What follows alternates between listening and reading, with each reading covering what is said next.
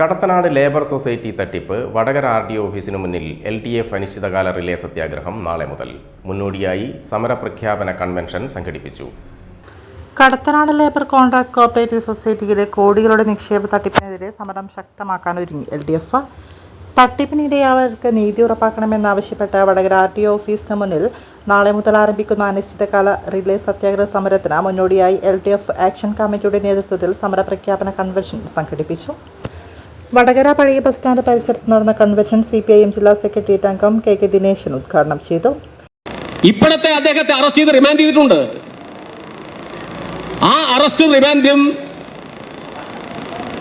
ഈ നിക്ഷേപവും ആത്മഹത്യയുമായി ബന്ധപ്പെട്ട കേസല്ല എന്നാണ് ഞാൻ മനസ്സിലാക്കുന്നത്.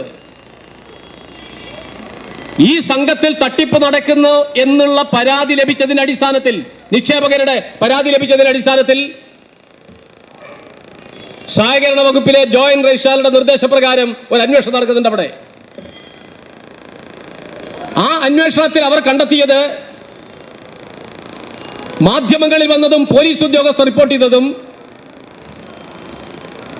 പ്രാഥമികമായ പരിശോധനയിൽ തന്നെ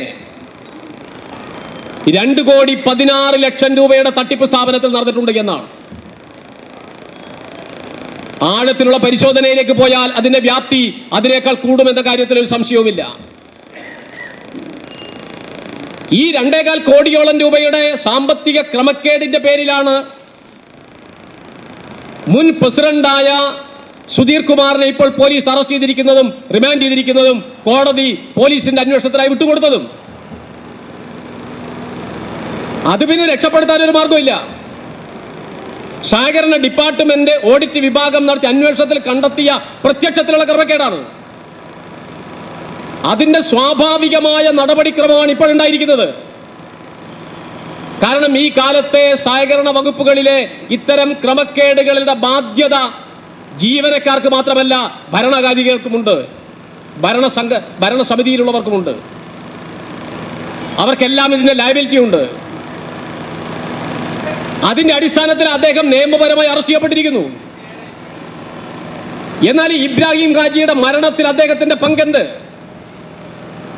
അദ്ദേഹത്തിന്റെ പ്രവൃത്തി, അദ്ദേഹത്തിന്റെ പെരുമാറ്റം, അദ്ദേഹത്തിന്റെ നിലപാടുകൾ, അദ്ദേഹം നടത്തിയിരിക്കുന്ന വിശ്വാസവഞ്ചന എത്രത്തോളം ഈ ആത്മഹത്യയിലേക്ക് ഇയാളെ നയിച്ചിട്ടുണ്ട് എന്ന പ്രശ്നം ഇനിയും പരിശോധിക്കേണ്ടതുണ്ട്. ആ പരിശോധനയിലേക്ക്, അന്വേഷണത്തിലേക്ക് പോലീസ് പോയോ? അതിന്റെ ഭാഗമായ കേസിന്റെ മെറിറ്റിലേക്ക് പോലീസ് പോയോ? എന്താ പോകാത്തത്? പോകണ്ടേ? പോകാത്തത് അദ്ദേഹം ഭരണകക്ഷിയുടെ ആളായതുകൊണ്ടാണോ? ഭരണകക്ഷിയുടെ നേതാവായതുകൊണ്ട് അദ്ദേഹത്തെ സംരക്ഷിക്കാൻ ശ്രമമുണ്ടോ?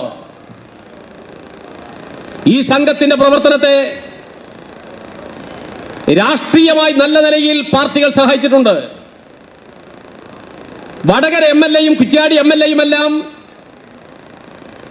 തങ്ങളുടെ സ്വാധീനത്തിൽപ്പെട്ടവരെ ഈ സംഘത്തിന്റെ നിക്ഷേപകരാക്കി മാറ്റുന്നതിന് ശ്രമിച്ചിട്ടുണ്ട്. നിരവധി ആളുകളാണ് കൺവെൻഷനിൽ പങ്കെടുത്തത്.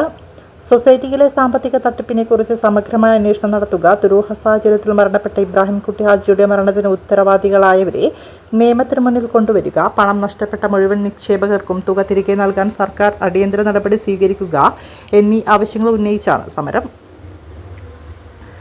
നാളെ മുതൽ ദിവസവും രാവിലെ 10 മണി മുതൽ വൈകിട്ട് 5 മണി വരെയാണ് RDO ഓഫീസിന് മുന്നിൽ സത്യാഗ്രഹം നടക്കുക.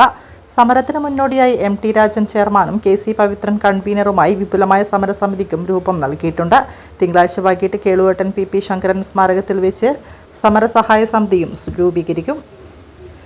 C രാമകൃഷ്ണൻ അധ്യക്ഷനായ കൺവെൻഷനിൽ CPIM ജില്ലാ സെക്രട്ടേറിയറ്റ് അംഗം C Bhaskaran, area secretary TP Gopalan, TN Manoja, P Somasekharan, CH Hameed, E Radhakrishnan, PK Krishnadas എന്നിവർ സംസാരിച്ചു. KC പവിത്രൻ സ്വാഗതം പറഞ്ഞു.